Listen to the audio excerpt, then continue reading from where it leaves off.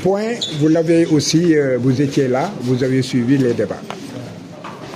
J'ai déjà une très grande satisfaction dans la mesure où l'accusation m'a rejoint sur 2 points fondamentaux en reconnaissant que les éléments du délit n'étaient pas établis sur les 4. Il s'agit de la sortie irrégulière de correspondance. Il s'agit aussi de la participation à un mouvement insurrectionnel. Et je crois qu'en suivant mes arguments, les juges suivront aussi ce raisonnement qui était purement juridique. C'est un beau procès où du droit a été dit, de part et d'autre, aussi bien au niveau de l'accusation qu'au niveau du collectif en fait de défense. On verra maintenant ce que dira le juge sur ces 2 points. Maintenant, par rapport à la complicité de tentative d'assassinat et la complicité d'assassinat, de même que l'association de malfaiteurs, le ministère public a maintenu sa position.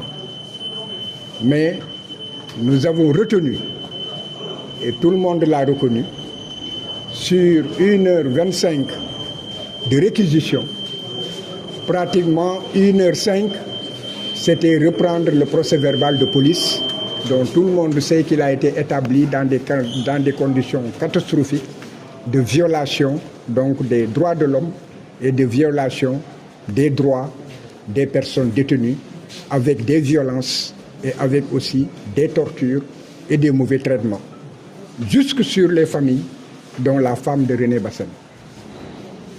Les 20 minutes étaient seulement réservées donc aux infractions, et là aussi les 10 minutes, c'était pour nous rejoindre, et les 10 autres minutes, je pense qu'il n'a pas pu balayer les arguments de la défense. Et dans ce sens, je pense que du point de vue du droit, les juges retiendront effectivement les arguments de la défense et que on pourrait aller vers un acquittement sur les 4 points.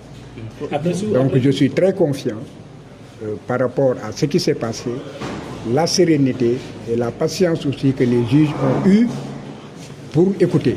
Vous avez entendu aussi les 2 accusés, les 2 orphelins de la procédure, qui restent après que plus de 30 personnes aient été arrêtées et que 26 aient été mises en prison pendant 5 ans. Eux, ils sont à 7 années de prison. Tous ont clamé leur innocence et leur non-participation et la non-connaissance des actes barbares qui ont été effectivement perpétrés.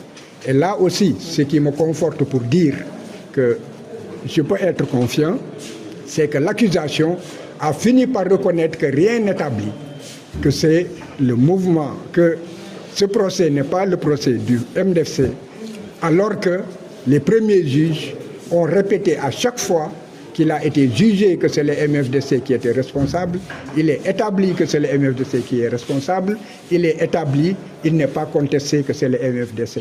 Donc si l'accusation dit que rien n'établit que c'est le MFDC, cela veut dire à partir de ce moment déterminé, rien n'implique César Atoute Badiate, et donc il ne peut pas y avoir d'intelligence ou de complicité, n'est-ce pas, dans ces faits. L'accusation est même pratiquement allée, c'est Dieu en fait qui l'a permis, qui peut-être a fait qu'il ait fait un lapsus, ou bien il l'a fait exprès, je ne sais pas, pour dire que c'est un groupe de personnes qui en est le dirigeant, quels sont ses liens avec ces 2.